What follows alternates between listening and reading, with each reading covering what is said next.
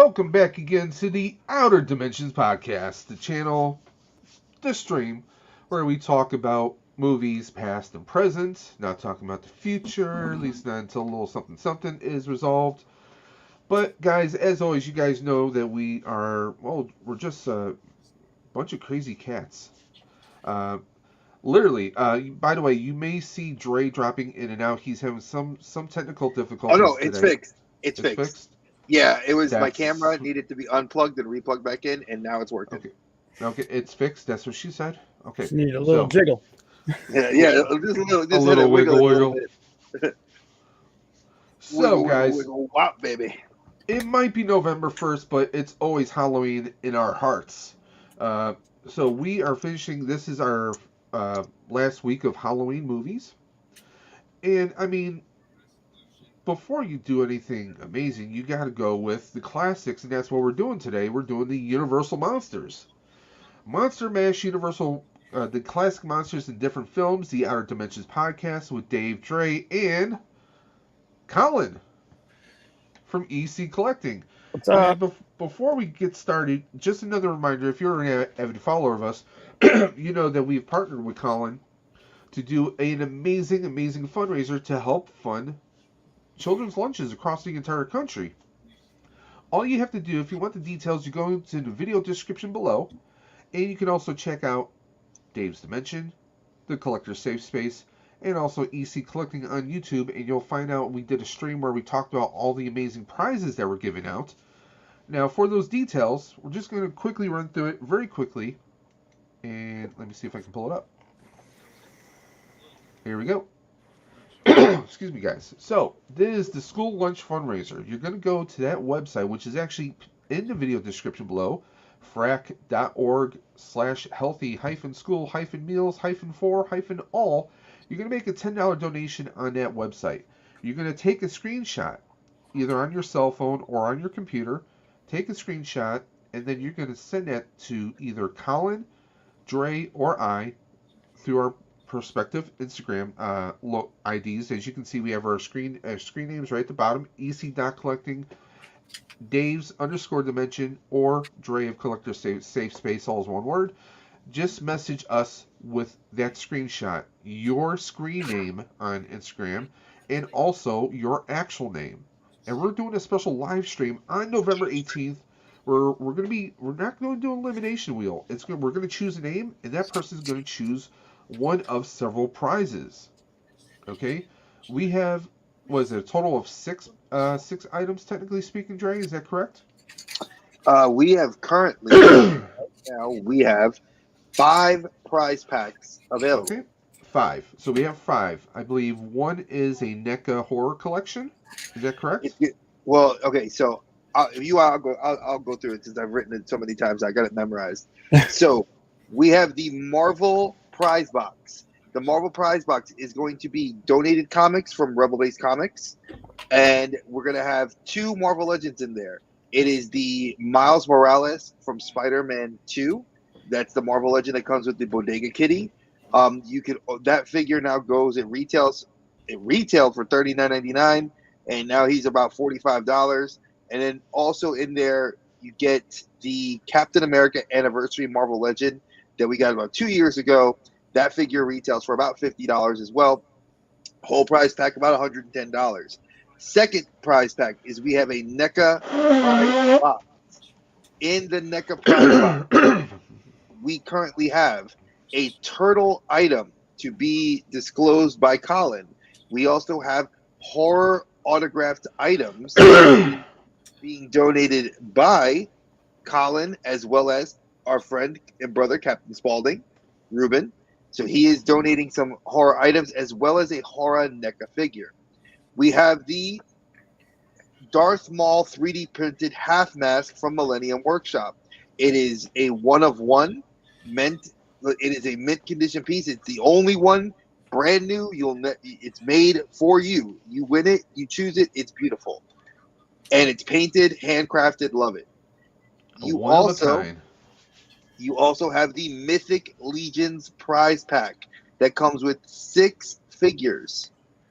6 figures, 3 pins, 3 figures. And finally, what most people say rivals that Mythic Legions box is the Luke Skywalker from the Mandalorian hot toy. Yes, folks, it is the deluxe, that one with him all dressed in black with the green lightsaber and the cloak. Hmm. So, guys, it's $10. That's like a coffee and a snack at Starbucks if you're lucky. Okay, Yeah, it's a no-brainer. that- Donating $10 gets you a chance because we're not throwing names willy-nilly on here. You have to donate $10, and that gets you on the wheel. So whoever first person that we pick, they can choose whatever prize box that they want. If they want the hot toy, they're going to go with the hot toy. If they want the Mythic Legions, that would be my personal vote. And just in case anyone's wondering, the three of us have all abstained. We are going to be donating, but we have all abstained from participating in this. Now, if there's someone who's very supportive, we may look at possibly awarding someone a chance, possibly. But guys, it's $10. That's nothing. $10 is a drop in the friggin' bucket, and it goes towards children's lunches, your kids, or respectfully, if you don't have kids. I don't have kids. I have cats. I have cats and a wife. That's enough for me. But I mean, Dre has kids. Colin. I mean, you. Let's face it. Some of us out there, we have grandkids. We have nieces. Nieces, We have nephews. nephews. Hell, you can have your neighborhood kids that they do your front lawn, or help around the neighborhood, whatever the case may be. It's helping them get healthy and proper food, because I know when I went to school, food wasn't exactly the most greatest thing in the whole wide universe. Mm. So I mean, this goes a long way. This is a national organization. If I'm correct me if I'm wrong, Colin.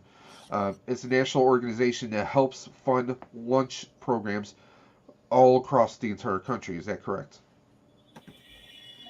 Colin? Oh, yeah. Sorry, Yeah. I was trying to put the link in my description. But yeah, I'll help fill you guys in. So this organization, when Colin approached us about it, we all did our due diligence to make sure it was legitimate. They are. That's why Mythic Legions, one of the artists and one of the workers there, he donated so much Mythic Legions to us because he himself I is a mean, father, and I mean 6 Mythic Legions valued at $300. yeah. Pins that are valued at $20 a pin. Because I correct mean, me if I'm wrong. I mean, you get the figures in there. There's accessories. It might even be over $300. That's a no-brainer right there. There's a hot toy that was donated. I mean, those are not cheap. And if anyone who's ever had a hot toy before, the intense detail that goes into those hot toys, those 1/6 scale figures. It's just mind-boggling how they can do it. And this is Star Wars. It's Luke friggin' Skywalker, okay? I Mark mean, Hamill, folks, come on. need we say any more? I mean, there's the Marvel, there's the NECA. I mean, any collector would be jealous. And even if you're not a collector, if you're just a supporter of the channel, it's going to a great cause. If you happen to be the winner, and by the way, one thing we forgot to mention, you have to be present. Oh, You have thank to you, be in the Payne. chat. You have to be in the chat during this stream, guys. So all you have to do is check out the video description below. You'll find all the details. And what do you say we get this show on the road by, acknowledging all of our chats so far.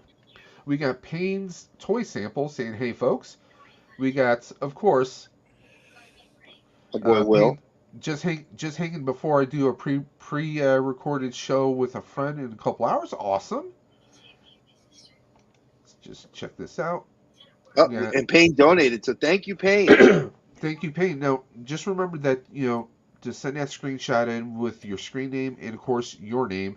And please, if you can possibly be present, whether it's on your mobile device, in your car, wherever you are, as long as you're present during that chat, that is one thing that is key. I love that. William's like, Dave, try hot tea and honey. No, this is something that's never going away, trust me. It's that weather up here in Buffalo. Yeah, we had snow yesterday. Yeah, Snow we're for having a cold Halloween. snap. Dave sent me a cold snap.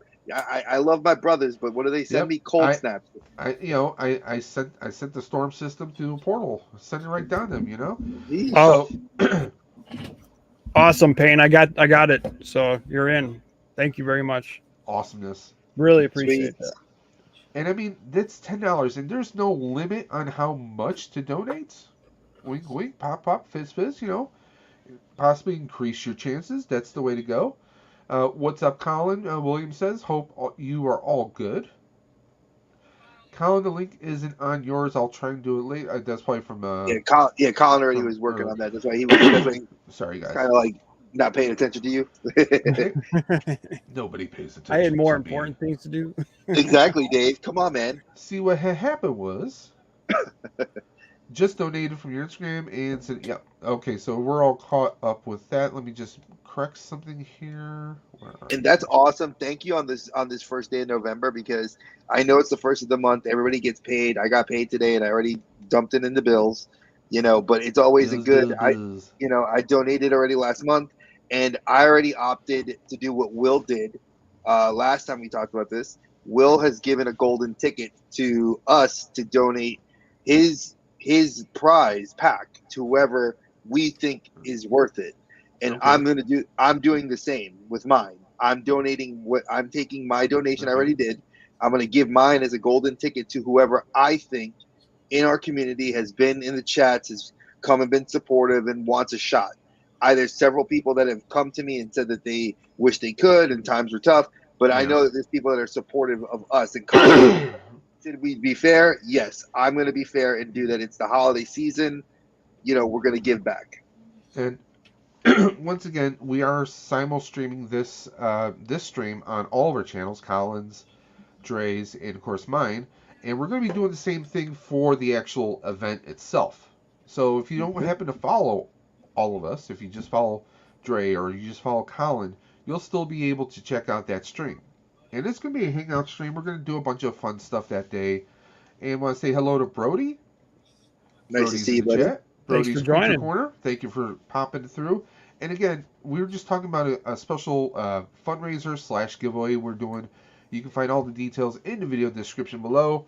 But let's get those Universal Monsters cracking here. And we have some very unique choices here, guys. I think that is that a fair way to say it? The most unique.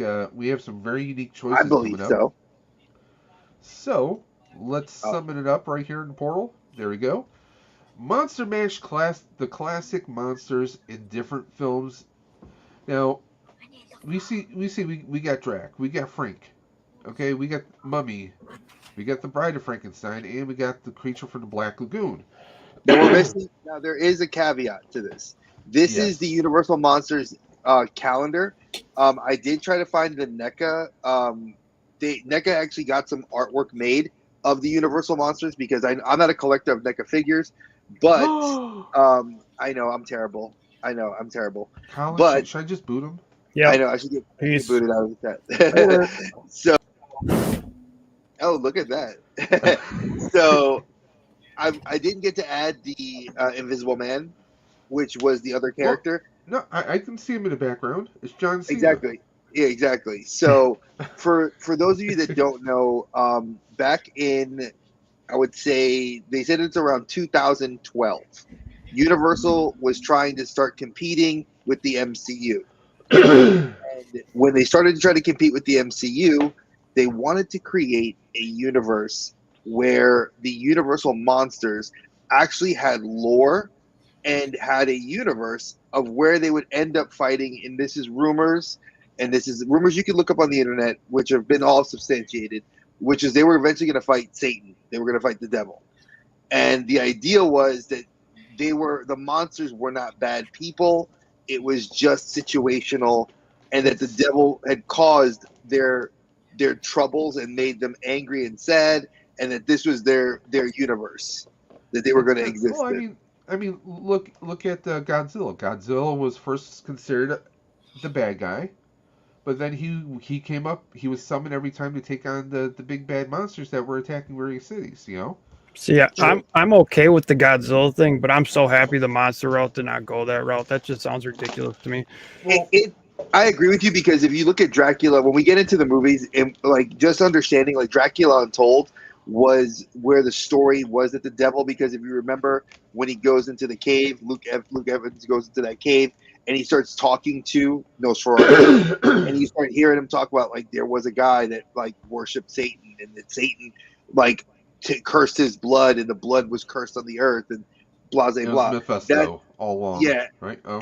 and that was I agree. I don't think I like that idea, but I did like the idea of an interconnected universe where we would have had, the Mummy, and we would have had the Invisible Man was going to be played by Johnny Depp, and then we were going to have Jekyll and Hyde played by Russell Crowe. I mean, there's a whole. We're going to get into all that when you guys see later on, but this was, like to pay homage to the Bela Lugosi's, to the Karloffs, to all these famous actors and actresses that donated their time and their creativity to this. It was something of a pleasure project for me and Dave. And then when Colin heard about it, he was like, "Yeah, I got to come along because they're classics. As corny and hokey as they can look, they are considered film classics." Well, I'm going to say this: the movies we are discussing today, I'm going to say for the most part, are far from hokey, except for maybe one. And we'll get Yeah, into the last one, yeah. We'll get into that one shortly. But I mean, we didn't just we didn't pick like a regular Frankenstein movie. We didn't pick the Dracula that we've seen thousands of times. We chose some modern, updated classics, with one exception. So let's go to the first slide. Young Frankenstein. Now, obviously, for those of you that I actually did not have the pleasure of seeing this when I was younger. I actually saw this with a friend of mine about, his Facebook said it. It was 7 years ago, 7 years ago. No, 7 years ago. Yeah, we saw this in a local theater. Had shown a black and white version of it, and I got to see it with the Mel Brooks actually being interviewed before the movie, so it was actually a really cool experience. Hold on one second. You said you saw the black and white version. Black and white version is the original. Well, I thought there was a colorized version because I remember seeing that there was a colorized version. There was on one the Blu-ray. edit of it, and that's where you get obviously the poster art here. But the original one and the one that most people will watch is the black and white one. Got you. All right, so I saw the correct one. That just goes towards you saw the correct one. All right, so this film for me was actually it was the first time I'd ever seen it. My friend was like, his name is Daniel. He was just like, Dre, how could you've never seen this film? And I was like, dude, I love Mel Brooks. He's like, how could you not seen like this film? Like I've seen Spaceballs, I've seen The History of the World, I've seen What If the Gods Are Crazy, Robin Hood Men in Tights. I mean, you can name half the Mel Brooks films that are just amazing. And how this one slipped my mind was beyond me, but this film is phenomenal. I mean, this movie goes beyond phenomenal. I mean, to me, like, as a kid growing up, because I saw this when I was a kid, obviously, this to me is one of the best. I mean, this showcases Gene Wilder. Willy Wonka. Gene Wilder, he's known for his hysterical kind of yells and screams in his movies. I mean, he did several movies with him and Richard Pryor. Oh God! I mean, and of course, Gene Wilder, was famously married to Gilda Radner. I mean, they were just comedy royalty right there. And we have Peter Boyle from Everyone Loves Raymond and a host of other movies and TV shows. Marty Feldman, who else can do those bulging eyes like he can? Madeline Kahn, who, she was a staple in so many different Mel Brooks movies over the years. Cloris Leachman. We had a very young Terry Garr. Everyone in here is comedy royalty. This was co-written by Gene Wilder and Mel Brooks. Mel Brooks directed this. This movie came out in 1974. I wasn't even born yet. It was 4 years before I was born. From 1974... This movie still, you get anyone to sit down and watch this, they will laugh at it. They will still find the jokes relatable, even though this takes place in your typical, Frankenstein kind of era. But it's just a comedy. Gene Wilder is the son, I think like the grandson or nephew of Dr. Frankenstein, and he says no, my name is Frankenstein. It's a whole running gag throughout the whole movie. But I mean, it's just it's a nonstop laugh riot to me. To me, you talk about comedy classics. It's Young Frankenstein. Although my wife would disagree. She's not. Wasn't a big because about 2 years ago, we were at her sister's in Ohio. Whole family sitting there. We trying to find a movie to watch. We wound up watching Young Frankenstein that only me and her brother-in-law appreciated. Nobody else was really enjoying it because, oh, it's just not their cup of tea. My wife doesn't even like horror movies, so it goes without saying. But to me, I could still watch this entire thing from beginning to end. I mean, it's just got so much. I mean, it's Mel Brooks. God bless Mel Brooks for still being alive. Right. The man is still kicking. He did like a History of the World Part 2. 97 years Hulu. old, and he's planning a sequel to like at least 2 more films. Well, I know everyone wants Spaceballs too. That's one thing, but I don't know if they can really do it justice. Especially with the Star Wars reboots. I mean, there's so many things that they could like. I wouldn't even mind if he did a parody of John Wick. That would be interesting. I'd rather see something like brand new by him. Yeah, Granted, I don't know what exactly we would get that would be like full on him because he is so old. But could you imagine like some person who's like, I don't know, like a Leslie Nielsen type, or someone who's just a totally inept, and they're like famously known as the Baba Yaga. I mean, he is. I can see a John Wick thing. I can see so much like. That sounds amazing. What you just said, I'm picturing it like an old man that's the Baba Yaga. Like I can totally see that. Like I just want Mel Brooks to do the joke like he comes across the John Wick character, and he looks at me. He says, "It's good to be the Baba Yaga." But I mean, or you know what? How about Mel Brooks writing a parody of Marvel? He's never done a superhero movie. You gotta beware of the mouse.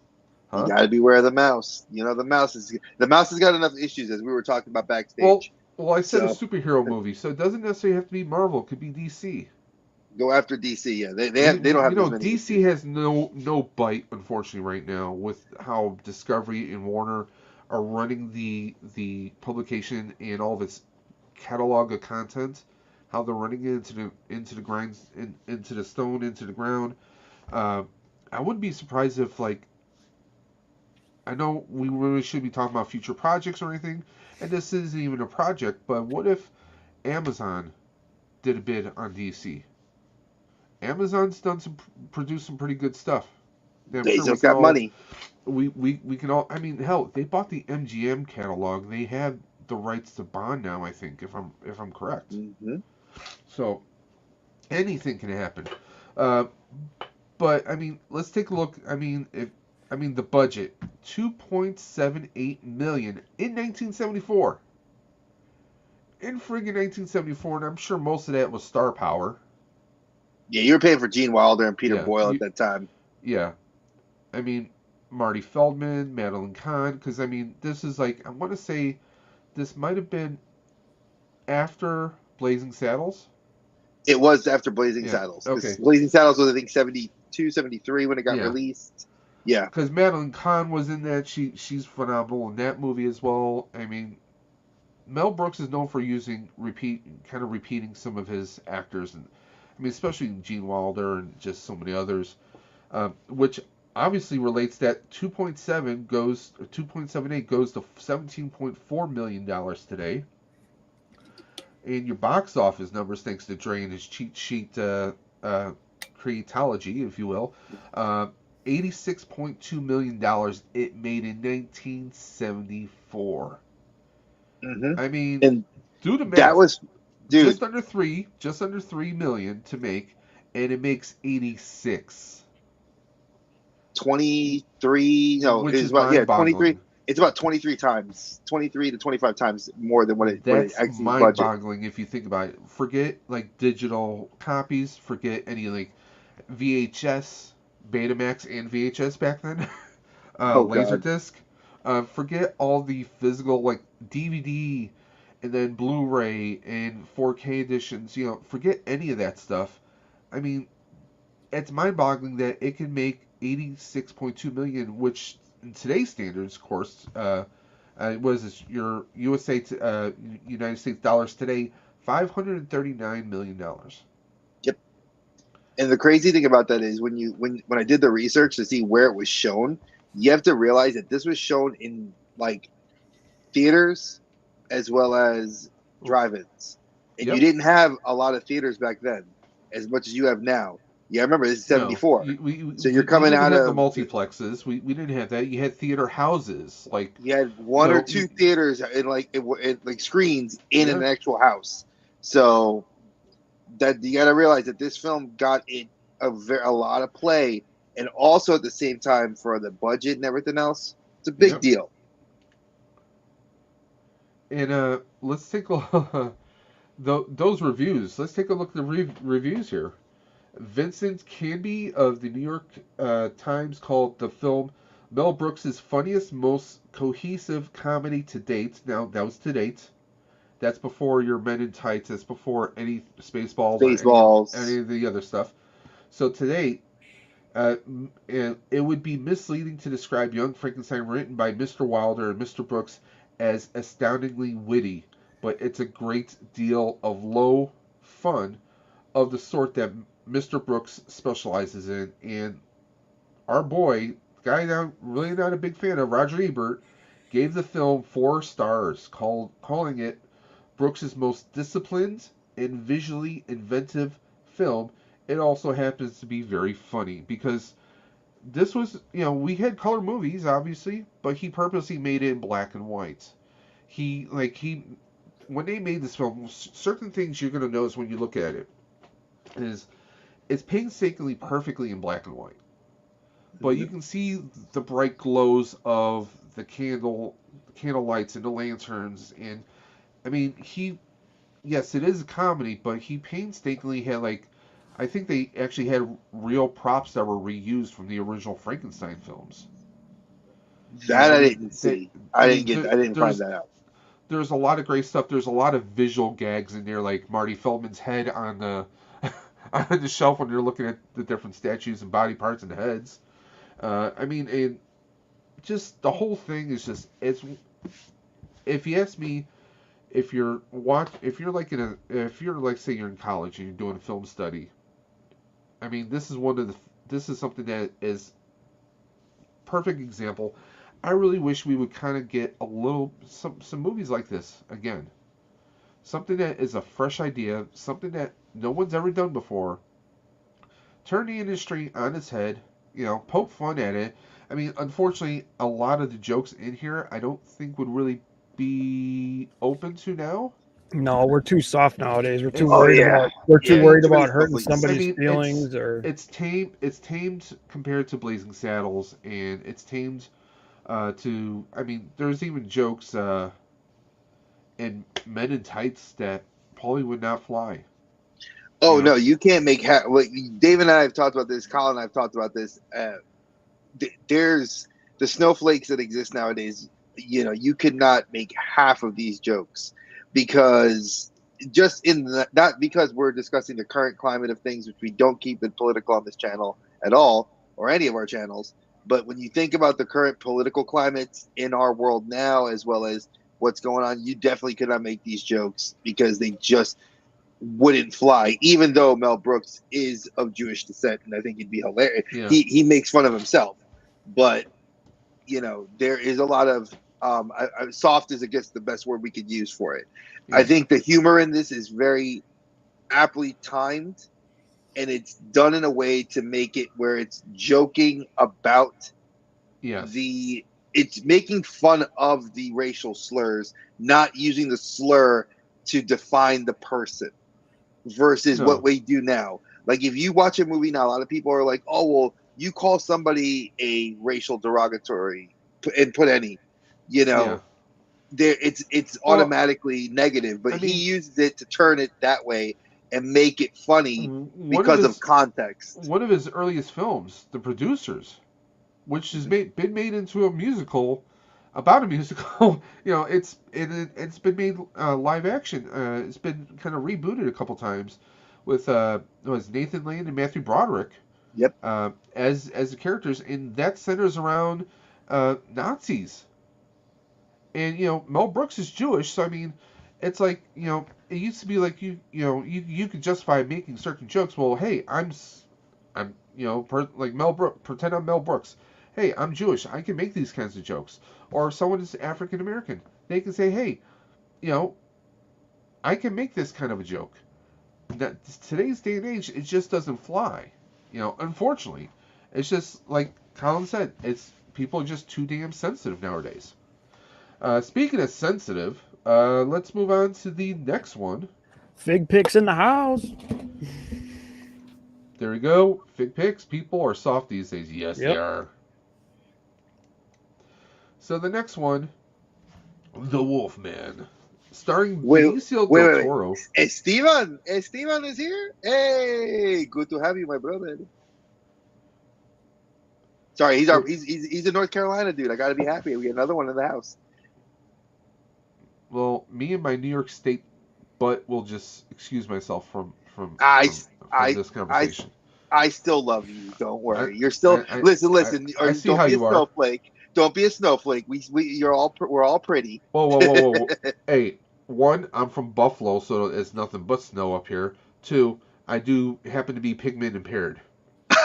Okay. Okay. I love that one. I got to use that one more often now. I mean, we get Benicio del Toro, who personally I consider to be a highly underrated actor who's not done more projects. Sicario is one of my favorite films he's done. I mean, Sicario. he's someone that should have done 50 or even 100 films by now, as far in my book. Because less is more. Okay, let's look at it this way. When we talk mainstream, Benicio del Toro, I mean, what are some films you think of? Okay, we saw him in the sequel trilogy of Star Wars, in the middle one. I forgot which one that was, because it's just The Force Awakens, The Last Jedi. The Last Jedi.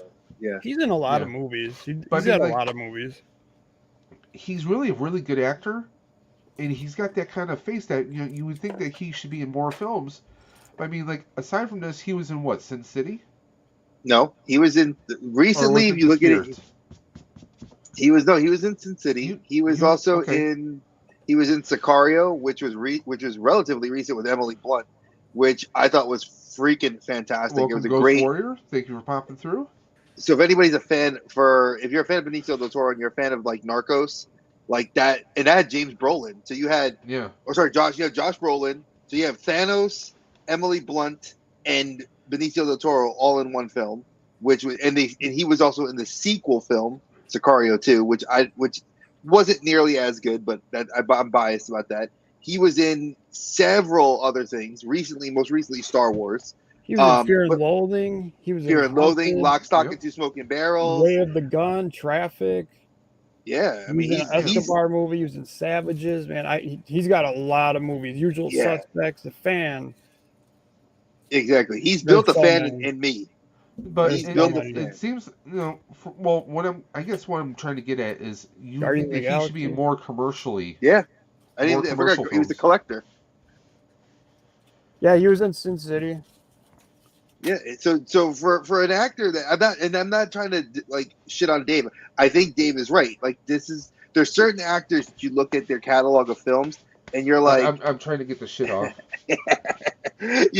There's certain actors you look at and you're like, man, maybe you could have had like 50 to 100 films. Do I want you to be like the Harrison Ford or the Matt Damons or the Ben Afflecks, where you get like 50 films and like maybe 25 of them suck?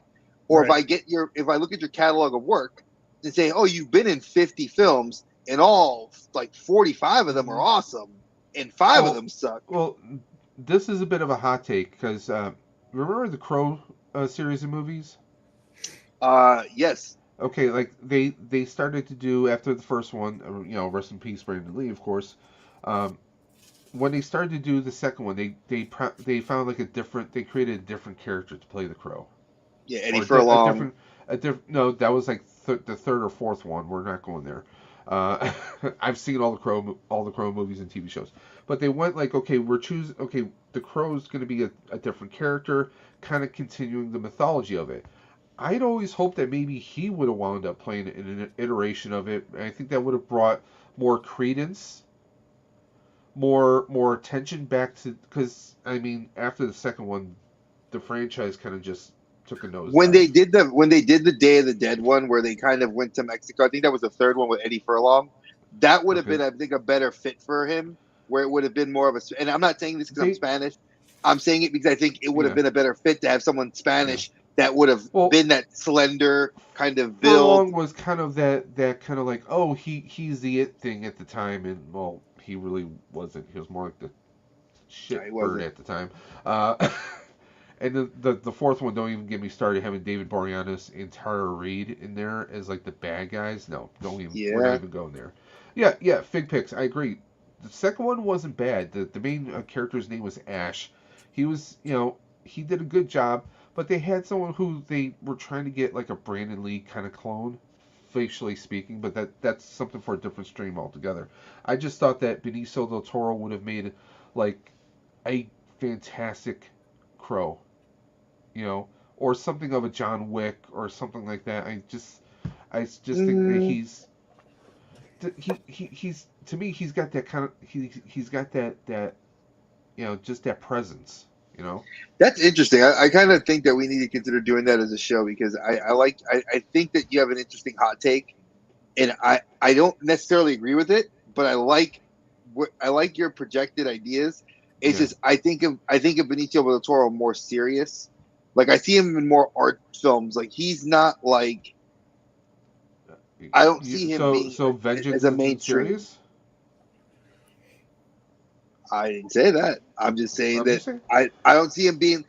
He's not okay. Look, if you put him in this film, look at who he's in the films he's been in when he's had Academy Award winners. He's been with Anthony Hopkins. He's been with oh God, why can't I remember his name? De Niro. You said the fan. Yeah, he's in De Niro. He's been with De Niro. He's been with Pacino. He's been with Leguizamo. He's been with guys that have been like Oscar level, if not have won Oscars themselves. It's just I don't see him there. Film, kind of put him there. Go ahead. Have you seen him in The Hunted with Tommy Lee? That movie is like Thank you. Yeah, phenomenal. That's where. Thank you, Colin. I couldn't remember who it was. Tommy Lee Jones. Yeah, because he killed it. He killed it in The Hunted. It was such a damn good film. And I just so you guys know, whenever we get into the modern millennium, like 2000, once we get past 2010, I made that statement. I'm not going to start doing the cheat sheet for the budget of the films to get you modern day, because there isn't that much of a difference of inflation. It's literally maybe like at most $5 million difference. So, and there's other factors that have to go into that, which is like Blu-ray sales, international markets, marketing, and I could get into those numbers and crunch those numbers, but it would just take more time. So that's why I just wanted to make that point for you guys. Okay. So, we got the premiere date, February 12th, 2010. Director Joe Johnston. Writers David Self and Andrew Kevin Walker. Starred Sir Anthony Hopkins, Benicio del Toro, Emily Blunt, and Hugo Weaving. I mean, if you don't know who Hugo Weaving is, I don't even want to talk to you. It's an all-star cast. I mean, exactly. Matrix, Lord of the Rings. I mean, the voice of Megatron. He's just like he's one of those people. Just he can play the kind of asshole characters. Mr. Anderson. Mr. Anderson. Did you guys like this movie? I did. I enjoyed it.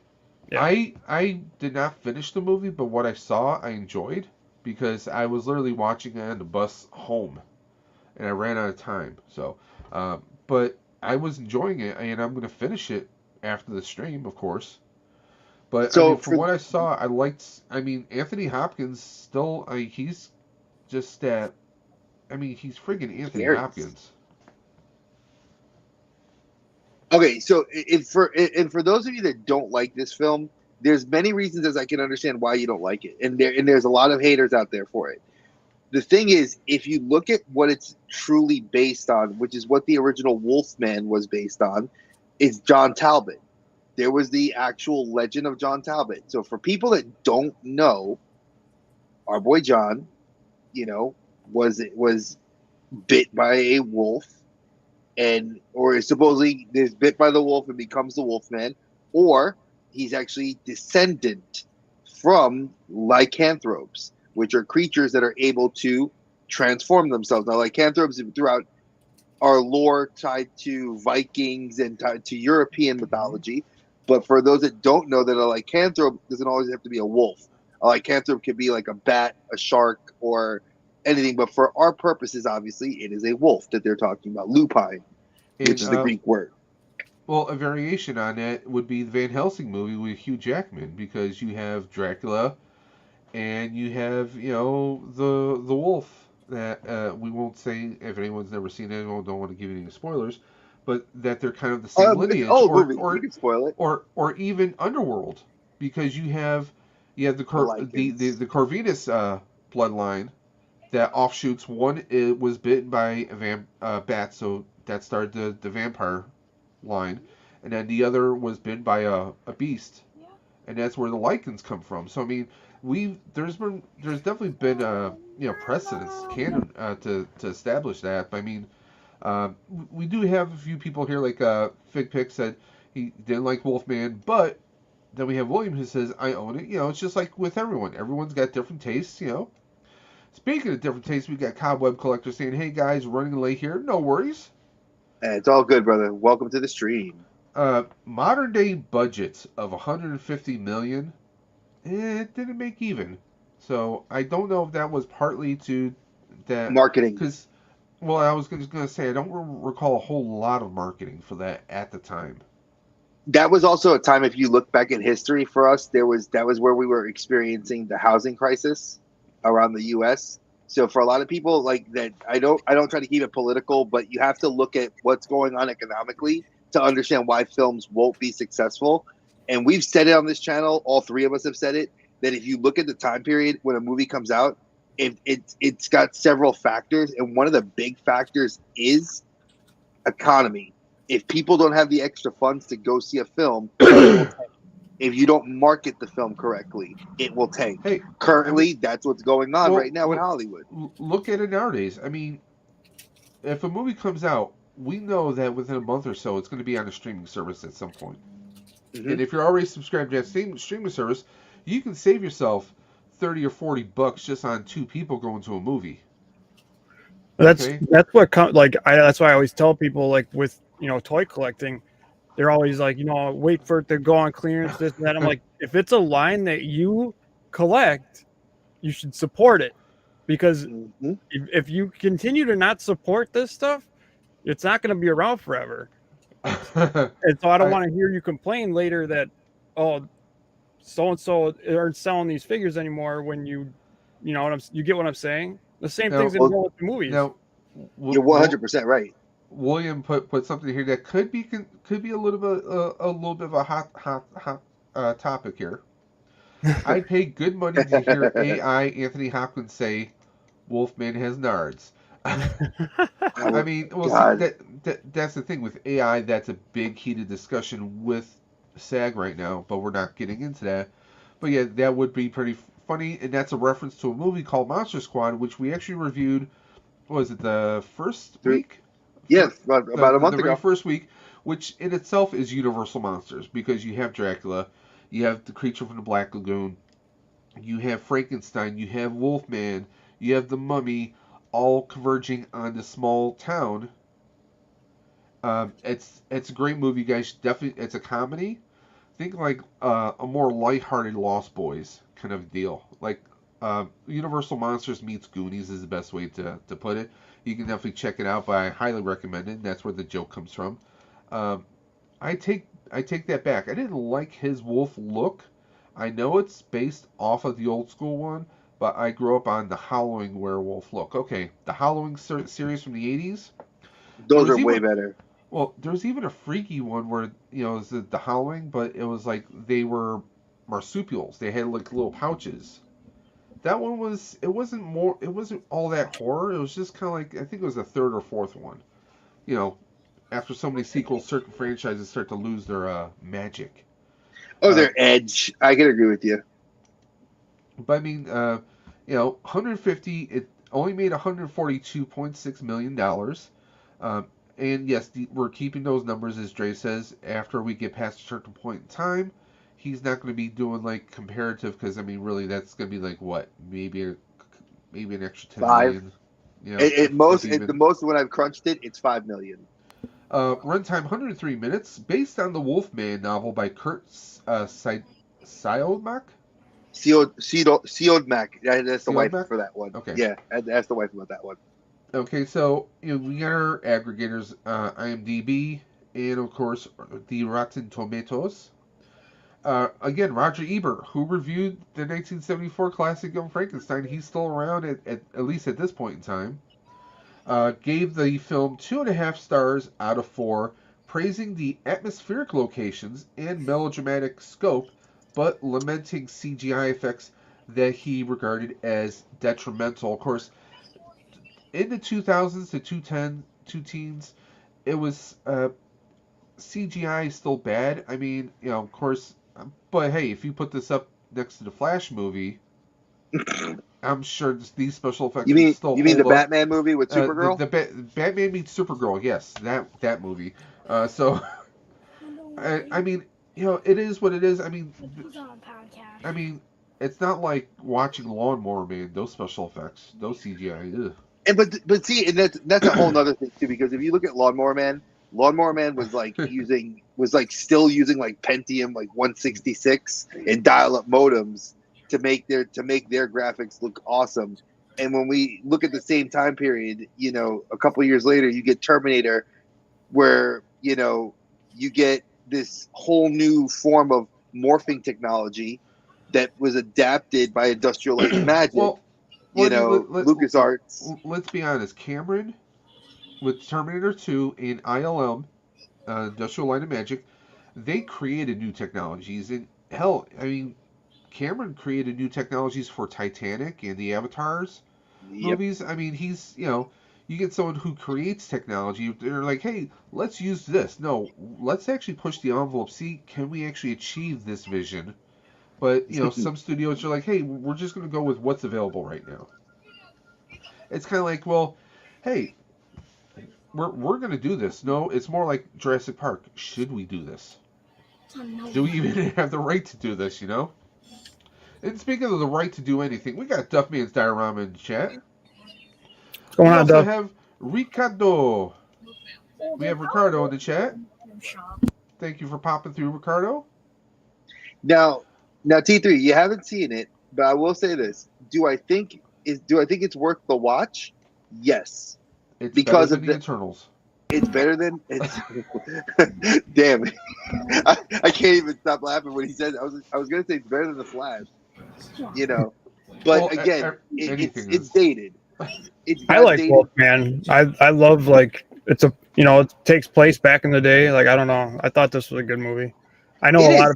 I know it got a lot of hate, but I think it's a good movie.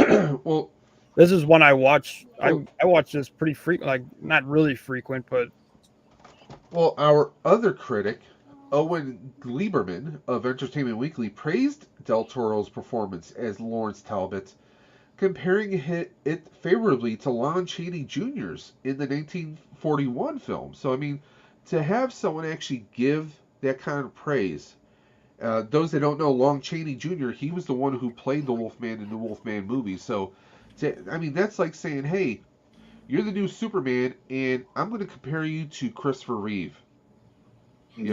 I mean that's what that review actually relates or compares to right there. So I mean that says a lot. It's and yes, I mean special effects aside, I mean if you watch the original Wolfman, it was like okay, we have one image, it slowly fades to the next image, because they didn't have special effects per se. They kind of glued stuff on, as far as these wolf transition. So I mean, it is what it is. So let's go into the next one. Now we have Dracula Untold. This is a 2014 film. Honestly, I actually liked this whole mythology. It made Dracula seem not so much the bad guy. You know, it was kind of like the reluctant hero, so to speak. You know, we this is an October 10th, 1920 or 20, sorry, October 10th, 2014. Director Gary Shore, writers Matt Zazama and Burt Sharpless. We have, of course, Luke Evans, Dominic Cooper, Sarah Gadon, and Charles Dance. I mean, if you know who Charles Dance is, I mean he's the bad guy in every film that he's in. He was in Game of Tywin Thrones. Lannister. Yep. Tywin Lannister, folks. I'm sorry, I'm going to pull a better reference.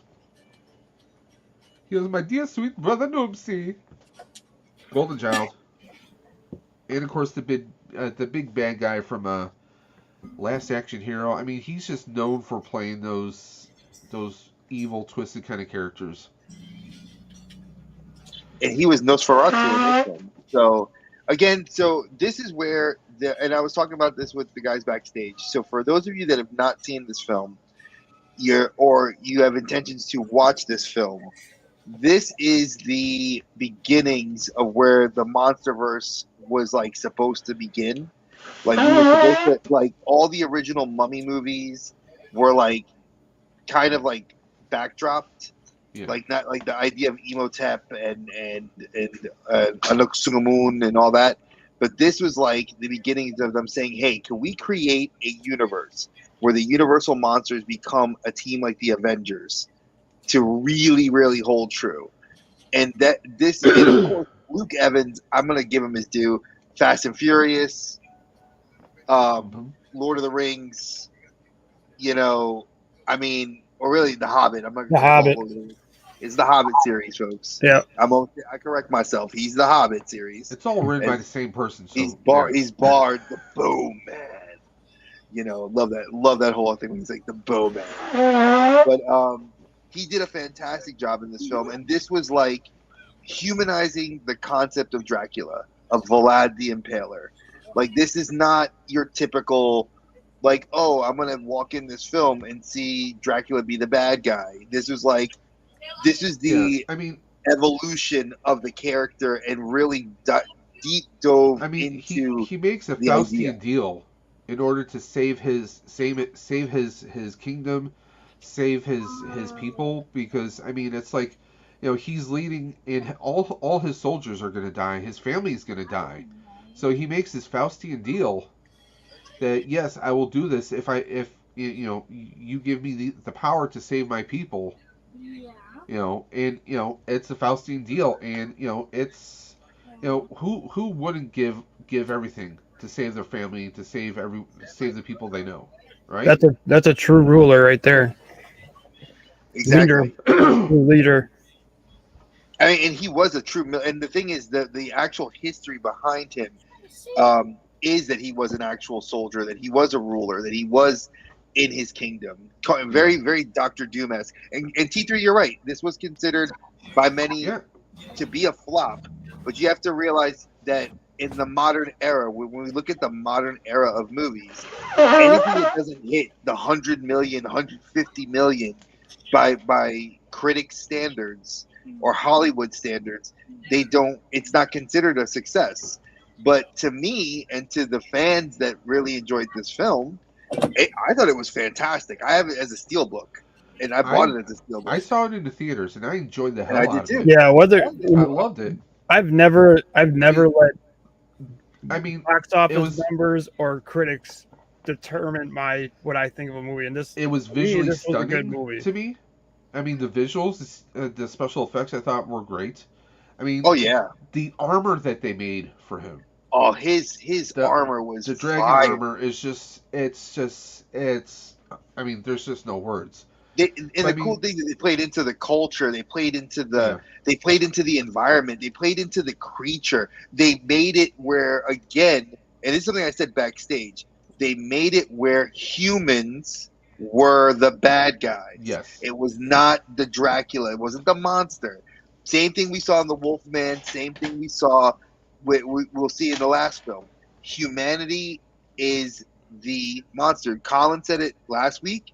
I'm saying it this week. You'll see that as a common theme across these films, and I like that. It's usually not. It's not humanity in the sense of what we think of it as. We think of it as a characteristic of humanity, like greed, avarice, whatever you want to call it. Well, I mean, I've said this before. Look at the Walking Dead series. It's not the walkers. It's not the zombies. Yep. It's humanity. Mhm. The shape that humanity now takes.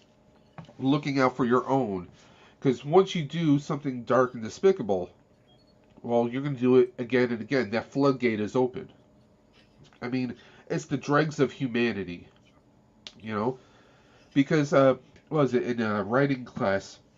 And even in English class, you hear like there are certain themes. Like there's man versus man, man versus beast, man versus you get the different kinds of themes Nature. and conflicts, and that's why I think a lot of filmmakers kind of forget some of the time.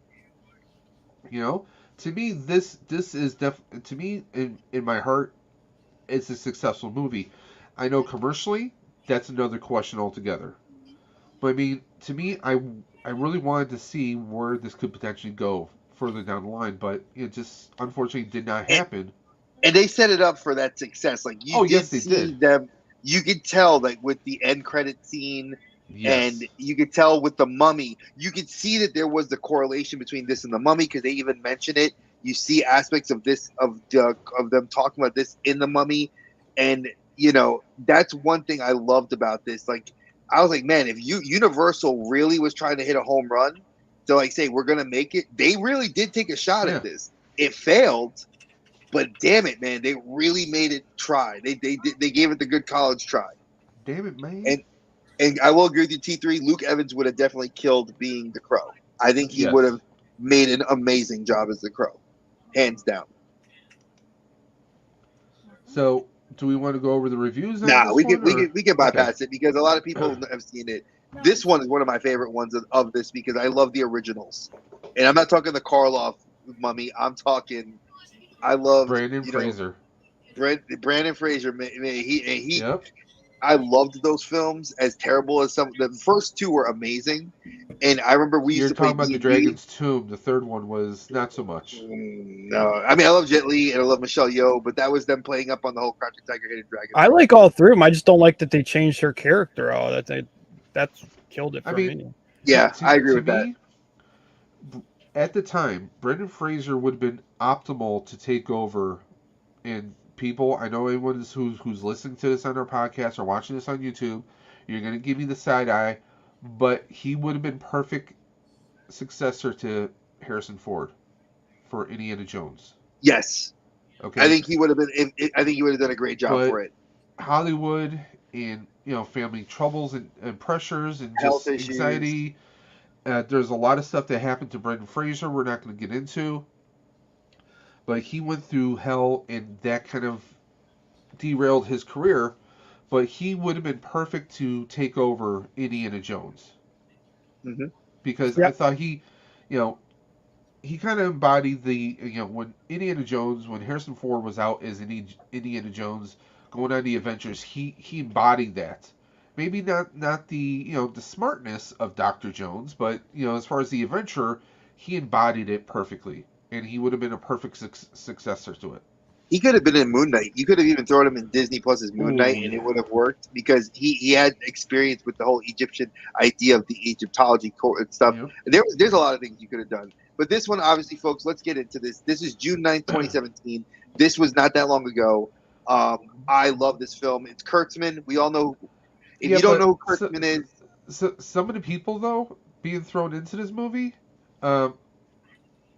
Okay, we'll get there. I'm with you. It's no. It's a bit of Star Trek nepotism. Oh, it is. Alex Kurtzman, right? You get Alex Kurtzman, who is pretty much behind almost all of Trek right now, plus Sophia Boutella, who is in the second. Was it the second one? No, she was in the third Star Trek Into Darkness. She was in. Star Trek Beyond. Yeah, So she was in it Beyond was kind of the like last of the films. it was kind of like, hey, yeah, we're gonna throw. It might have been like a back studio deal, like, hey, I'll do this movie if you put me in a couple other movies, and that's kind of what they did But he's all part of with the Bad her. Robot family, so we all know what Yeah. whose umbrella that falls under. J.J. Abrams. So for you guys that don't know the Hollywood isms behind that, Kurtzman, like Dave said, if you're a fan of Trek currently, Picard, Yes. Discovery, Strange New Worlds, Kurtzman, the Lower Deck, he's had his hand in the cookie jar with Trek for like the and past I got to 15 meet him years. briefly this year. He is awesome people. Yeah. And I cannot speak any like I'm a diehard Trek fan. So this film was good in my mind, and this is where you started beginning to see, like Dave was saying, like and I said before, this is where you see the beginnings of this universe start fleshing out, where they start looking like Russell Crowe is Dr. Hyde. His name is Dr. Hyde. He actually is running. He's an English professor who is an eccentric millionaire like Bruce Wayne, but he collects antiquities, and his antiquities collection is rare, odd, occult. Well, let me say this. To me, Russell Crowe's character felt like it was, I don't know, like an outcast or a rejected draft from the League of Extraordinary Gentlemen. And part of the time, I was not a super fan of this film. Okay, because one, Tom Cruise. It didn't feel like a Tom Cruise movie to me. For one, it had its moments in the plane. When the plane's starting to go down, it had all that Mission Impossible shit that he loves to do.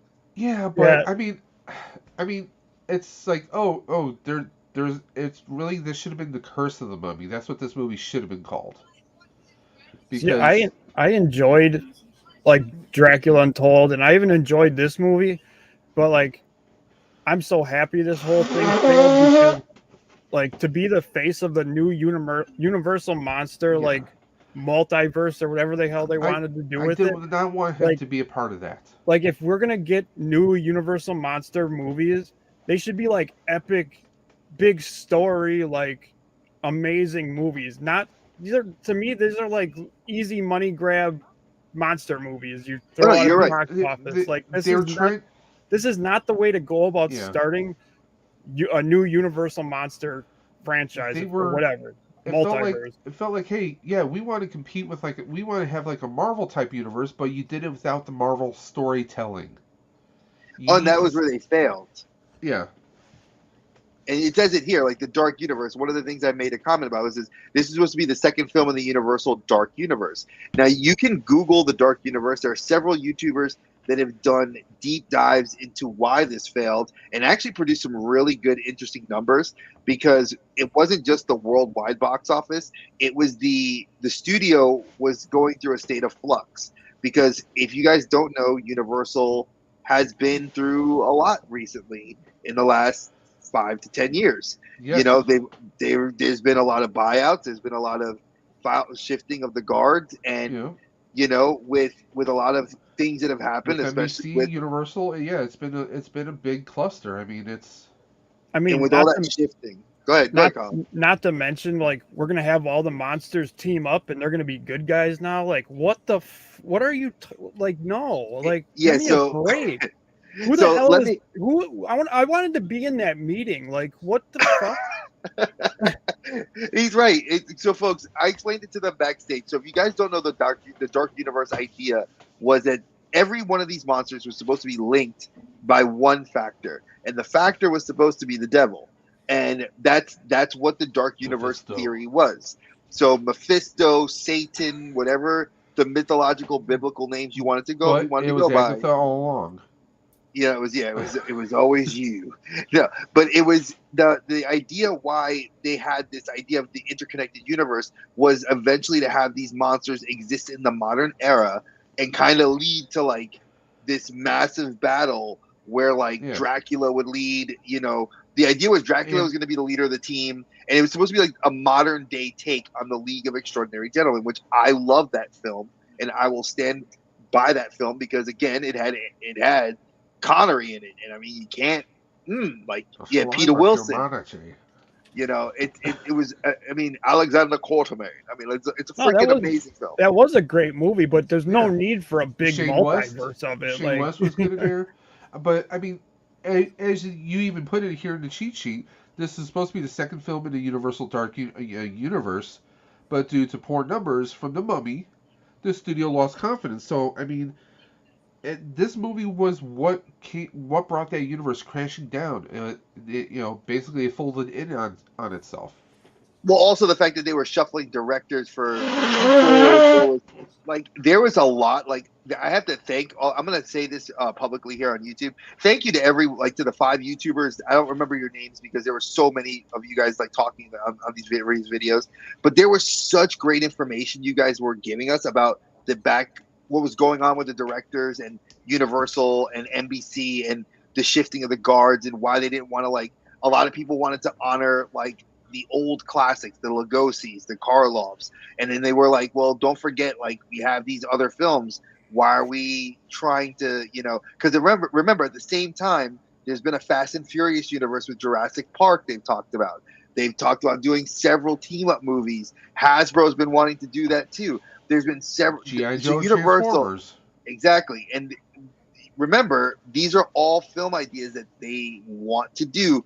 But you have the 2 major powerhouses commanding the presence of the screen, which was at the time Marvel and still is number 1 and number 12 on the list, DC. They're the ones that command that presence, and you're not going to see them. You can't. And I use the word multiverse, but it's that universe, that idea of a shared universe. And I mean, it's hard, and you're probably never going to. Will I say we'll never see it? No. But would I like to see it? Yes. I mean, but like Colin said, done with storytelling, done better. I mean, to me, it just feels like I don't know, like they had a good thought in their head. It's like you have a thought in your head, but then when you actually try and say it, it sounds like garbage. Like, well, Johnny Depp is the Invisible Man. Tell me that. Do you guys? What do you think? Okay, I think that would have been cool. I'm talking about this movie though. No, I know. I'm talking about this one too. But that would be cool. But we don't need our monsters turning into superheroes. We don't need that. You have to think about I like that. which version of Johnny Depp, because he can play different kind of characters.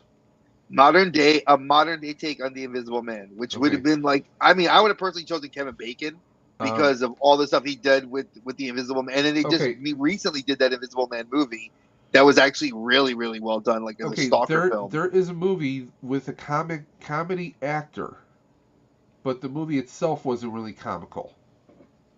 What film? It is called Memoirs of an Invisible Man, starring Chevy Chase. Yeah, I see that film. That's old. Okay. By our standards. It's old by our standards. Well, you said modern. That is kind of modern day. It has Sam Neill in it. Probably around the 90s. Yeah, I remember seeing that in theaters. I love that film. Comparing to like the setting of the original Invisible Man, that's more modern. But to me, that was a movie that was produced directly for HBO itself. Never hit the theaters. 92. Yeah. Yep. Written by John Carpenter. Of all, yes. Wow, that's See? Daryl Hannah, Michael Keane. Yep. Michael McKean, Patricia Heaton. Wow, they had some pretty big powerhouses in that film. Yeah, we had some. It was a pretty big one, but it didn't get all the attention because it was made, I think, directly for HBO, if I remember correctly at the time. But I mean, that's the thing. You take someone that actually knows movies. You take a production studio that knows movies. These big studios, they think they know what their patrons are going to want. They think they know. They look at analytical forms. They look at different graphs and like, hey, this is what we should do. Hey, let's throw Tom friggin' Cruise in here. Personally, I would thought that if they went with a bunch of nobodies, okay, yep. Because one, I mean, how friggin' old is Tom Cruise right now? He's what, in his 50s, close to 60? 54, if I'm not mistaken. Okay. I think he's 54. Let me double check. So with that, I mean, get someone younger, someone who could move forward with the franchise. Well, and we don't need the Mummy running around as Mission 61. Impossible, like 61. See, okay, but I mean that's the thing. It's like you don't need. Listen, they've proven it. You can make a movie without big names in it. oh yeah. Okay. And I like just you think said, that if this is they monsters, just it's monsters, not monsters as superheroes. I think that's and what I would have liked it as. and I wouldn't be surprised if Tom Cruise had a heavy hand as far as producing this film as well. He did. So I He mean, did. he's not flawless. He. I just think that they had other people in there. Well, you know Not why? just not Kurtzman Kurtzman. did his last four. He did his last four mission films. Okay. So I mean, with that being said, I just think that they totally missed the mark with this. I just They think that did. if they went with different creative talents, this probably could have carried and really set the foundation for the Dark Universe. But hey, like you said, we'll never know now.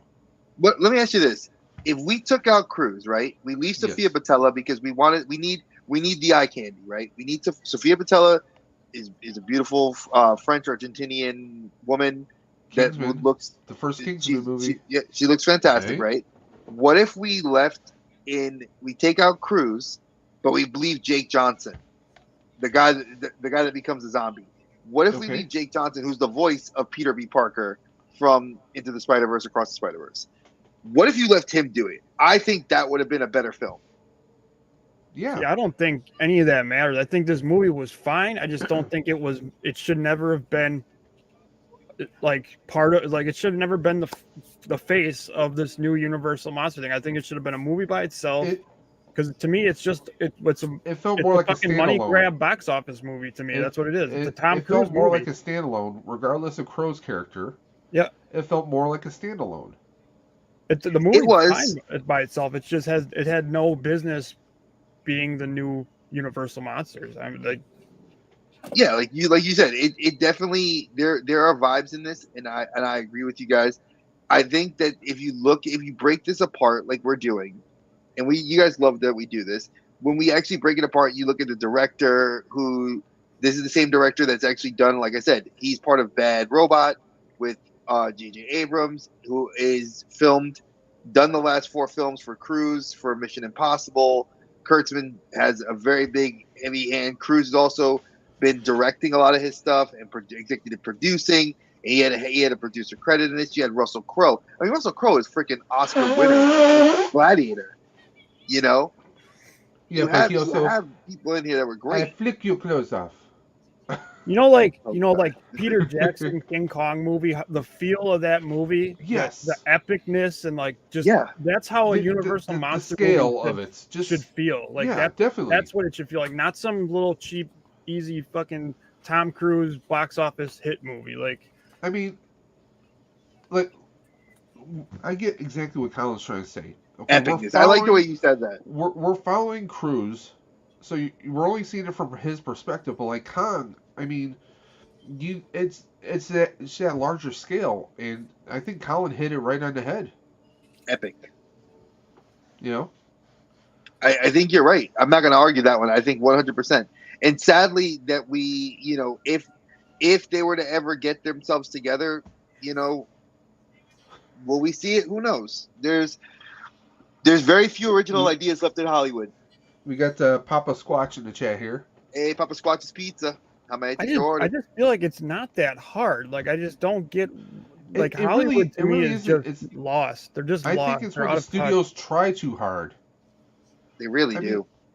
I mean, I just think they're out of touch. Like, they really are. Simplify things. I mean, like, going back to one of our previous weeks, we were talking about Scream. It wasn't like, because at the time, horror movies were kind of like, it almost seemed like they're trying too hard, but they kind of like, Scream kind of like simplified it and made fun of its genre. At the same time, it blew people's minds when it came out. I just think I think studios and producers are just trying too damn hard. Bare bone it, It's true. It's very true. I mean, overall, folks, it's a low, but it was a very high budget film that internationally did very well. A lot of people thought we were going to see a Mummy 2, and I mean, visual effects were fantastic. I mean, again, it's a good popcorn movie. The three of us have told you it's a good popcorn movie. Yep. Is this the face of what I want for a Universal Dark Universe? No, this is not what I want. And Dracula was a good start. This was a bad continuation, and this is why it failed. Upon the other factors which I told you. Blue, So I'm not arguing with you on that one. you are damn true. it was. If you look at the last two Mission Impossible films in the desert, it was almost like you could have just taken those scenes from The Mummy and literally transposed them inside of Mission Impossible. How do we know they did So- that? I'm just saying. Hey, So there we go. Hey Rex, how's it going? So let's go on to our last film, and we're gonna lead up to this. And this was you have one bad film, and I think the three of us have just talked about this film ad nauseum. And folks, when I say that we talk about this ad nauseum, there's not enough good things we can keep saying about it, except that you need to watch it. You need to watch it. Will I say get the kids out the movie? Get the kids. Do not let the kids see this. Any kid below 12. There's some adult situations that you don't want them seeing. Exactly. Any kid below 12 that you don't really want them to see some adult things like the Eternals, make sure you let them know and get them out the room. But this is obviously our boy, Guillermo del Toro. The guy who writes a universe and makes it amazing. After I watched this, I told Dre, I said, after I watched this, I was like, Guillermo, to me, I don't think that there's a genre that he can tackle, or that I should say that he cannot tackle. Because, to me, this was, I mean, in its simplification, this is a monster movie, so to speak. It is a movie about a monster.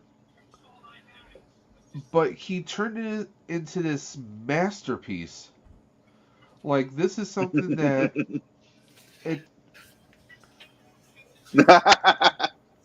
I'm sorry for laughing. I like what Colin said.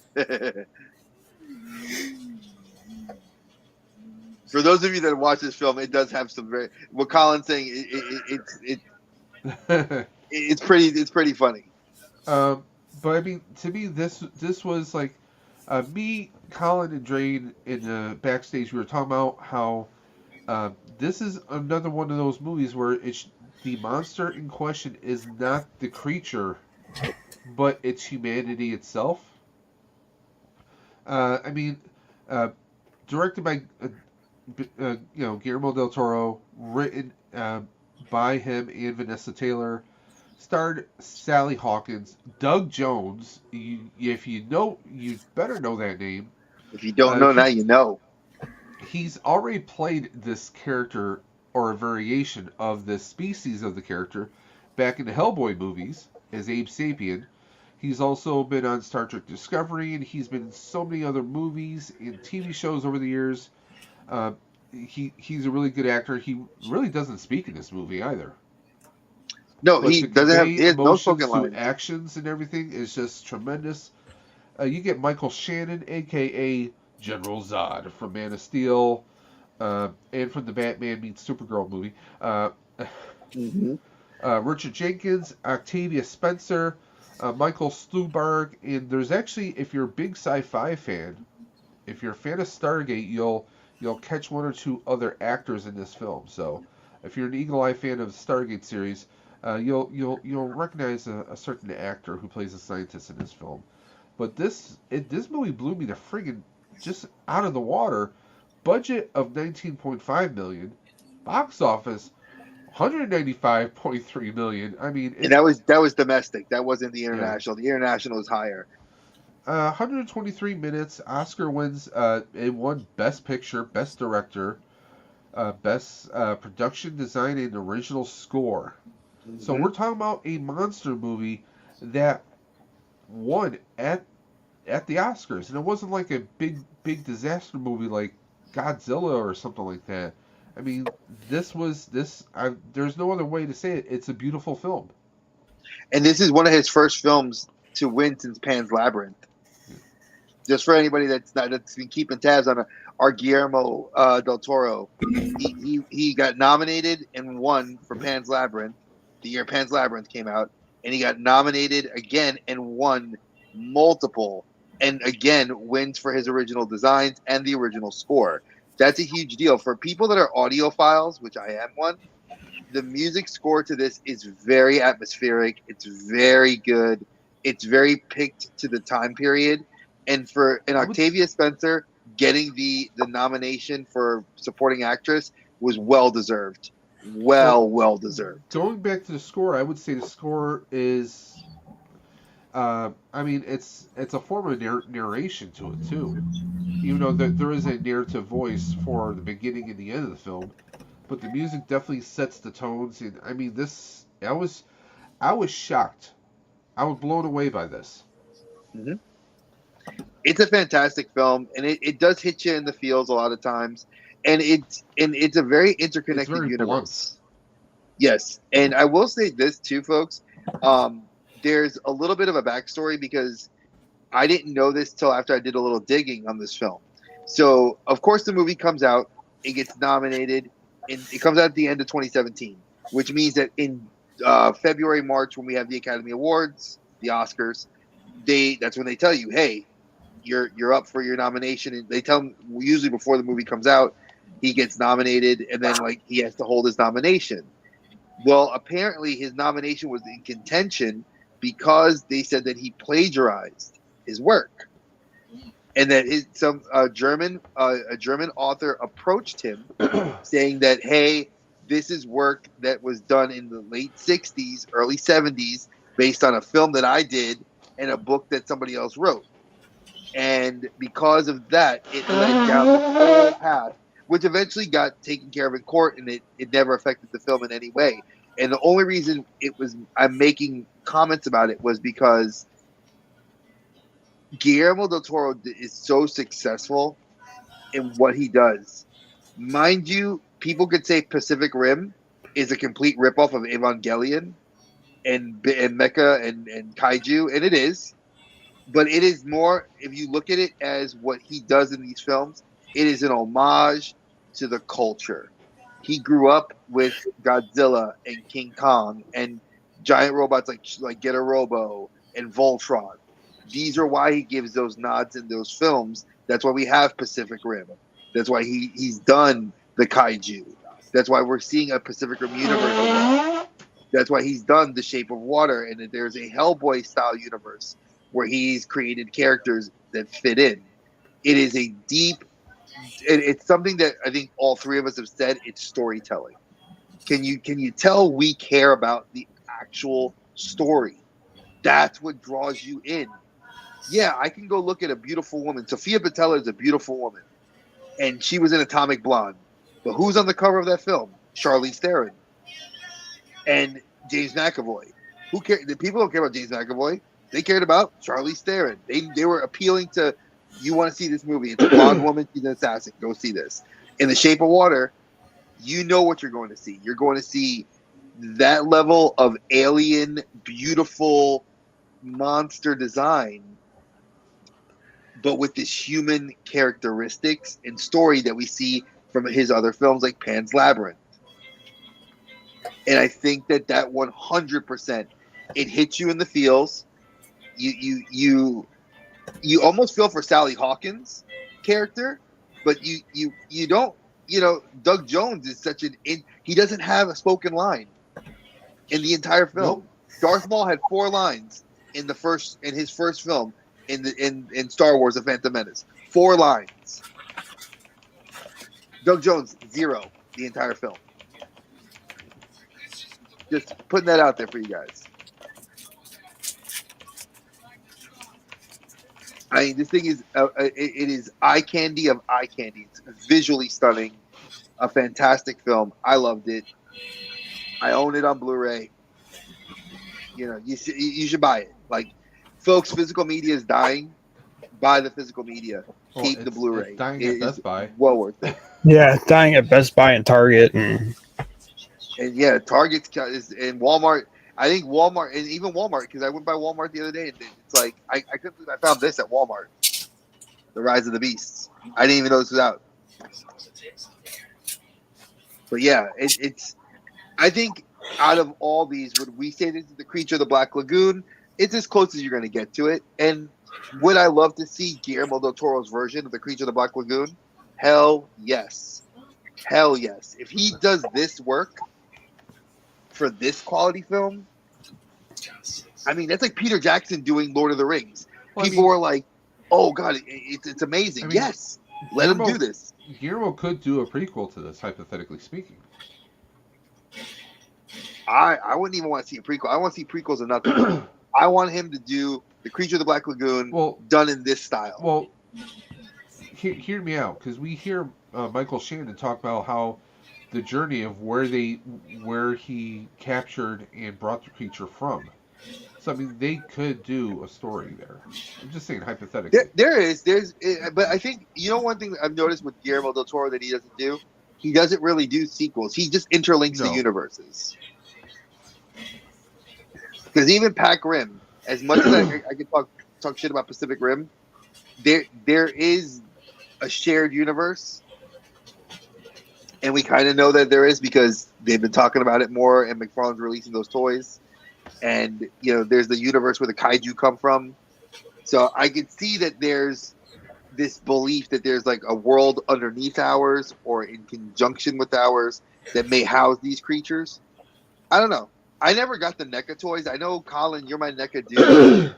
Did they ever do anything for The Shape of Water for the Doug Jones character? Yeah, I think so. Yeah, pretty sure. I never. Bad researcher on my part because I'm a fake collector. If y'all didn't know, because I didn't know that. But I wish I could have seen this like a figure because I. Yeah, yes, yeah, I know for sure they did because I bought this for my brother because he was I found it on Amazon actually. You did? Wow. Amazon, Mercari, and eBay. There are figures out there. And Colin, you bought it for your brother? Yeah, I bought the figure for my brother because he was a huge fan of this when he came out.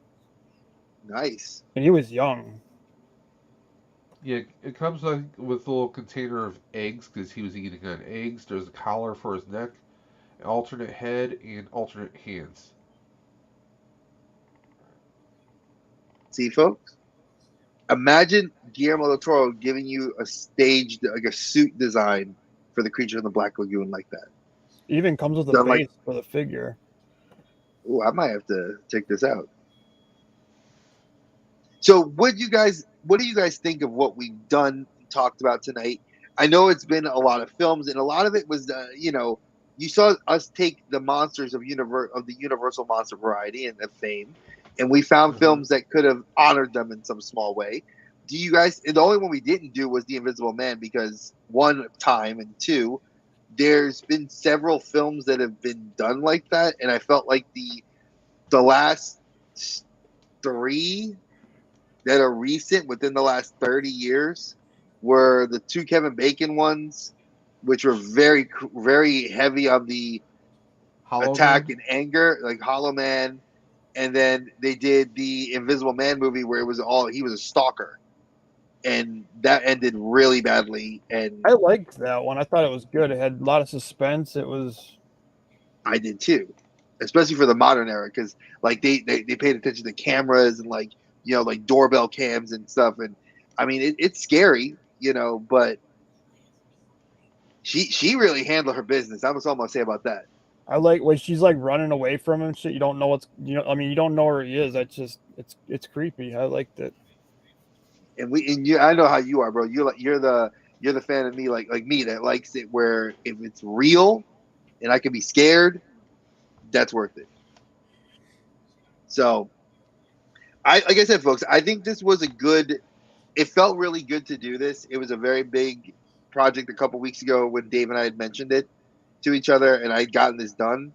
So this felt really good to do.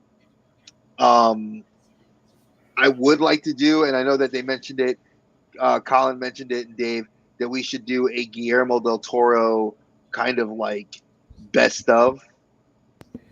And if you guys would love to see that, give us a thumbs up in the chat. If you see this, comment on our channel. If not, when you guys actually you can comment on Spotify or where you hear the podcast. You can comment there. Let us know what you guys think. because I would love to do a deep dive into like his like Pac Rim and the first one, Hellboy. not the sequel, Hellboy, not the bad sequel with Hopper. I'm talking I like haven't seen that one, but I'm thinking like the first Hellboy, not necessarily the Golden Army, but Golden Army wasn't because the terrible. Golden Army had a lot more Guillermo del Toro design as far as some of the creatures and everything.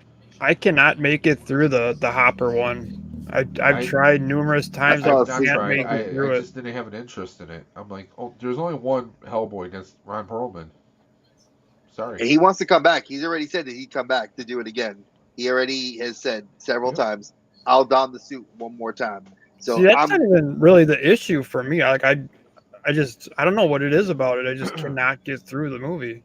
it's not a solid story. It's like they're Yeah, doing they're I mean, it's like imagine if you're trying to watch, and no disrespect to any future projects out there, but it's like imagine trying to imagine Blade, but not Wesley Snipes.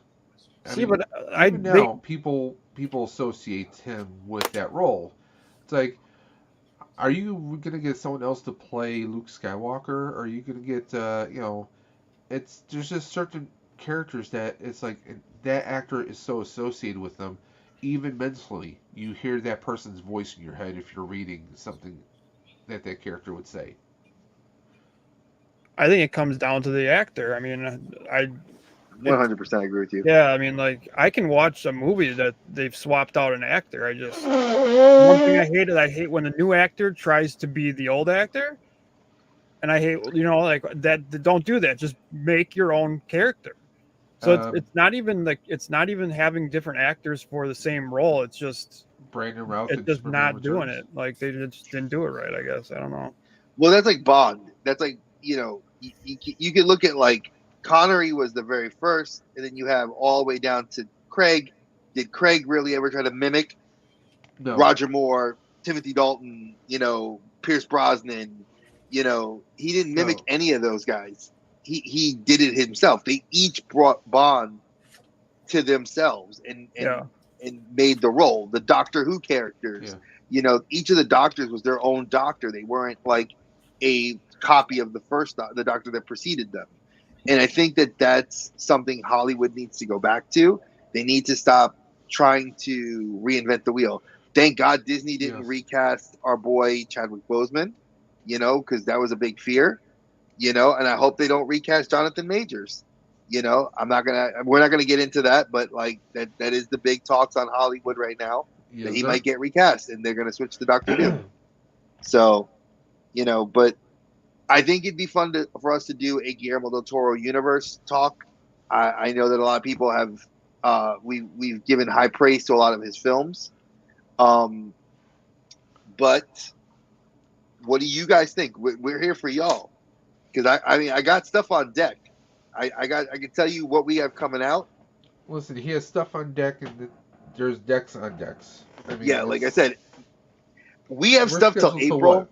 Yeah, April. next spring. I have stuff all the way to April, and and my notebook still keeps getting full.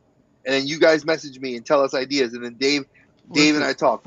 forget Hasbro pre-orders. Our stuff is way more entertaining, and you don't have to wait until 2 years for it. So, just saying. Exactly. So next week, just to give you guys the heads up, next week we are going to be doing our first of a mini series we're doing, which is video games turn movies #1, and that's going to be the original Super Mario Brothers, Double Dragon, Street Fighter, and House of the Dead. Then I'm going to take a break from those films because we do have Thanksgiving coming up. And I had to really dig to find some movies that were like in the variety of what we talk about. So we're going to be doing some animated ones like Charlie Brown, obviously, Charlie Brown Thanksgiving, Freebirds, Fantastic Mr. Fox, Jim Henson's Turkey Hollow, a Lifetime only made film. What? It's weird. It's very weird. And then we're going to talk about Chicken Run. And then the week after that, we're going to do Rocky 2, Four Brothers. Love that movie. Anton Fuqua, hands down amazing dude. American Gangster and Tower Heist. And then we're going to kick back up with the series around Christmas. And then, obviously, Christmas, there is a plethora of movies that a lot of people have, asked us to talk about. One of which was, The Muppets Christmas. Obviously, I'm gonna hit we're gonna make fun of some other ones, and I'm trying to think. We're gonna do our We're gonna do our horror Christmas movies. We're gonna do our action Christmas movies, and then we're gonna do our animated ones. And you guys are more than welcome to come on. Now, I did tell you guys that we're gonna be missing the day before Thanksgiving this month, Yes. the 22nd. We will not be having a show. We will not be live. There will be a taped show that'll be going up for you guys, so you guys will be able to watch it. But we will not be in the comments commenting. I will state that now. And then there will be another one that's going to be up around the time of Christmas. But we're doing a big Christmas show for that as well. We'll keep you guys posted on that. So, Colin, is there anything you have currently in the works that you want to let us know what you're doing? You're muted. You're muted. This is actual. Colin, your microphone. Oh, it's my bad. No, I'm doing the same old, doing my reviews and my toy hunts for right now. Working on getting the podcast going again. I'm talking to somebody right now about co-hosting with me. Not going to reveal any of that yet, but hopefully that'll be back on soon. It's Batman. Oh, cool. To be honest. What? It's Batman, isn't it? Or Todd No. McFarlane? You guys will never Tiny get. Boy? Nobody you'll ever think of. Nope. Nothing. Oh, wow. I'm excited. Hey, it was always, I love your stuff, and I know that you always followed us, and we always love to give you the lead in. So He's whenever got you are ready, Guillermo. just let us know. Dre. He's got Guillermo del Toro. If you got Guillermo del Toro, I will. I'm just gonna be like, Colin, I'm gonna come to where you are, and you're gonna let me. If you let me in and just let me bask in his presence for a minute, and then I can just walk away. I will fly there and fly back. But yeah, and his stuff, folks, if you haven't been checking out Colin's stuff, it's been great. He's been doing some really great reviews. His toy reviews have been on point. On point. Dave, what have you got coming down? I know you've been telling me about some videos you want to be putting out, Yes, but let everybody know what's going on. We're going to be doing a video, or I should say I'm going to be doing a video. I got a ton of crap right here that I need to unbox. Oh, I the got pile Joe's, of shame? I got McFarlane, I got X-Men. I have a Starship Enterprise kit that I need to build. I got tons of stuff I need to unbox. You have more X-Men coming to you from me. Yes, I do. So, I'm trying to get some stuff recorded and edited to potentially be out possibly Friday or Saturday. I'm trying to figure some things out to do some game streams. But there's also a lot going on off camera that I'm kind of trying to sort through. So just bear with me, guys, and that's all I really have right now. Dre, what do you have going on? So similar to Dave, you all know I just recently started my job, and with my schedule, it really is rough because I have a lot of stuff I want to get done. But time-wise, it makes it very hard. It runs into the weekends, and the weekends are my only real time for my friends and my family. So we try to get a lot done in a little bit of time. And with the holidays kicking in and everything else, it's being a little bit more difficult than usual. So I still have my content that has been coming out, that will be coming out. The Retro Rewind Season 2. Those drop every Wednesday at 12 noon. And they've been killing it because a lot of y'all are loving the reviews. So you'll be seeing those every week. I do have a bunch of videos that have been filmed that I am editing, and I apologize, much like Dave said. There's a lot going on, and it's just like I said, for me, it's work, holidays, family, friends. And, we're still trying to get that all wrapped up. And I should be back on a more normal schedule starting in January, where you guys will be seeing me back on Wednesdays doing my regular mid-afternoon streams before I start work, and then I'll have back to working with Dave and and everything else. So you guys will be seeing all that stuff come back real soon. But yeah, just make sure you check out what we got. And between what I have coming out with the Retro Rewind and this, just enjoy. You know, we like I said, it's the holiday time. We do have our charity stream. We've already talked about at the beginning. Yep. We let you November guys 18th. know it's November 18th. We have yet to get a time. Dave, Colin, and myself are going to be coming up with that time, and we will post it on social media hopefully by Monday, so that way you guys will know where to come and what to see. We would like for you guys to be there, and again, donate if you can. If you can share it out, it takes less than 30 seconds to share out something on social media. Just do that for us, and we really appreciate it. You know, forget the prizes, forget all the other BS. It's not about promoting our channels, because both my brothers here are doing extremely well. You know, it's not about me doing anything. It's all about us promoting a charity that we really love and we really care about. All right, folks. That's what we want to let you know. Okay. And what is next week's episode? I said it already, but we will be doing the first episode of the first of our mini series, video games turn movies. And like I said, if you guys want to watch them, Street Fighter, Double Dragon, House of the Dead are hard to come by. They're on Tubi, but that's what they said. And Super Mario Brothers supposedly is also on Tubi, but I think it's also on Amazon Prime, so you can watch it there as well. But you have to pay for it. If anyone is a fan of Super Mario, which is hard to get a digital copy or a physical copy nowadays, there is a special anniversary edition that is being put out through a website in Australia. If I can get my hands on a website, we'll have that information for you guys next week. Hey Maria, we have to get together and talk about when we get a chance, because we have to work our schedules out. I know our schedules have been kind of crisscrossing too, so we will be in touch. It's the mistress of talk herself, Maria, with Tea Time and Telly. If you guys aren't following her, please go ahead and if you're on YouTube, go ahead, click on her name in the chat, and you can actually follow her screen name to her channel, and please check her out. She's got she makes a mean content. banana nut bread she posted a picture of today that I was ready to go take a bite out of. That bread looked really good. So just giving you that, we love to give shout outs to the people that support. So definitely. Again, also folks, if you guys want, you also know that Fridays we do like to blow off some steam, and you can join us on our boy Colbane's games. He does a great Fortnite stream. It's a lot of fun. It's no cussing. It's family friendly, but we just love to. Sometimes you get a bad work week. You want to just shoot people in the faces and just have wacky fun with different character skins. You could always join up, watch it, and hang out. That's every Friday night at 8 p.m. Eastern. That's Eastern time. On East Coast, obviously. Colbane Games. So just look up Colbane Games. That is spelled KOULDBAYNESGA. Or, sorry.